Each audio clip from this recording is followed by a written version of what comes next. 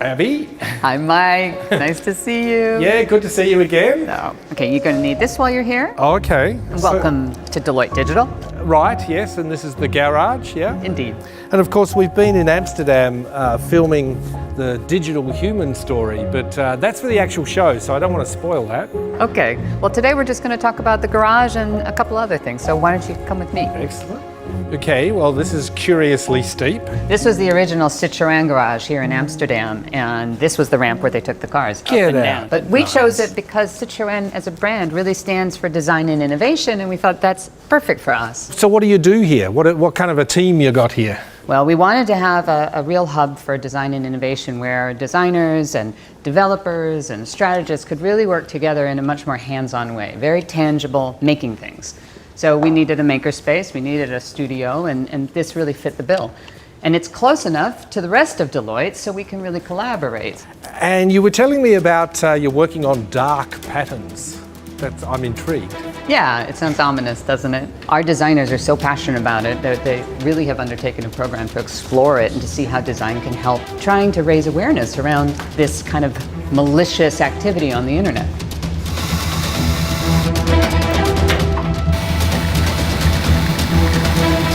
So Thomas, dark patterns, that sounds sinister.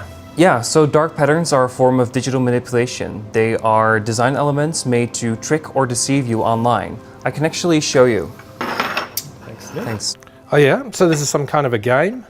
Exactly. So here they introduce a pattern, which is a red button, and the red button means to start. You can actually press it if you want. Yeah. And in this game, they're going to have you repeatedly click this button in order to teach you that the red button means to go next.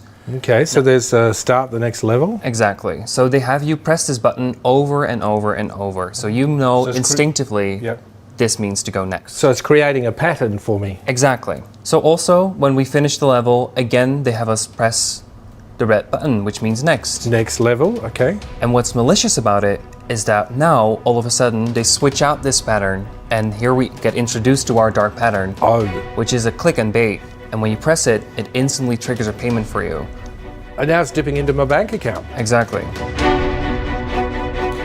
All right, so that's just a little game, you know, $10 here or there.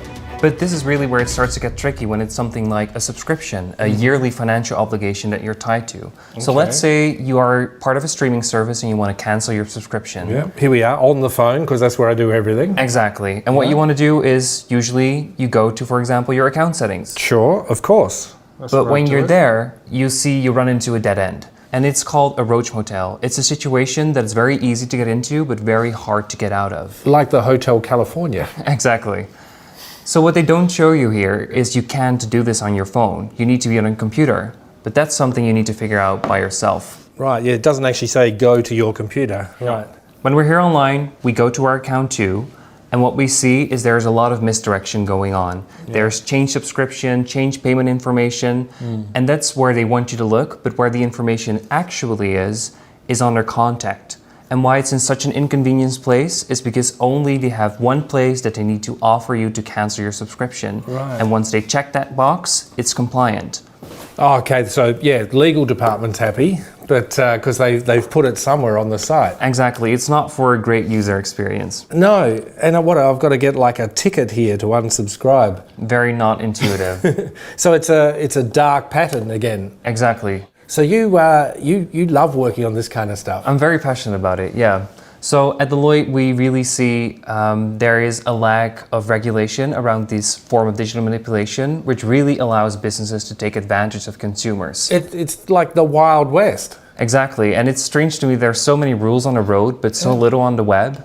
And what I think is great is that here we get to work with also legal expertise, for example, and our design expertise to really set a next standard of ethical design. Oh, so this is a Citroën they left behind. Yeah, sort of. But we've decided to turn it into a meeting room, so oh, how nice. So that whole dark patterns project doesn't actually have a client, does it? No, in this case not. And it's true, most of our work is obviously paid for by our clients, but we have the luxury of because of our scale and the way we're set up to be able to invest in things we think are important. And this is something that was recognized. Thomas brought it up and then gathered a lot of people around him, and I support him and make sure that he gets the resources he needs to do this properly. And I think it's about design, which can be part of the solution. Part of the problem too, though. Indeed, that's exactly what you see.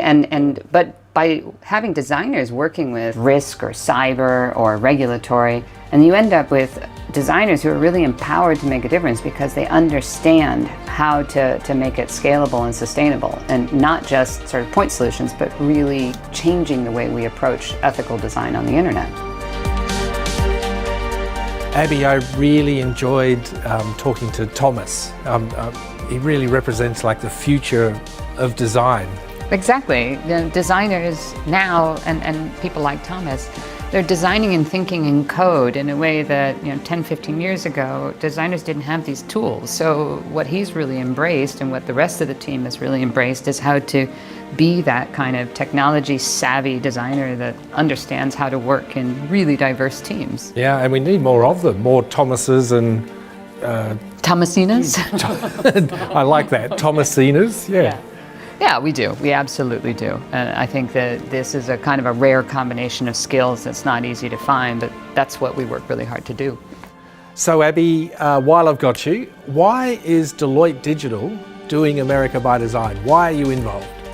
We love what you're doing, and we love that you're putting design into the mainstream conversation, and we think that's important, but we thought we had something to add, and that is to really show how design, when it's working with really specialized multidisciplinary teams, can solve some of the really complex problems facing the world today. So that's where we wanted to showcase the power of design.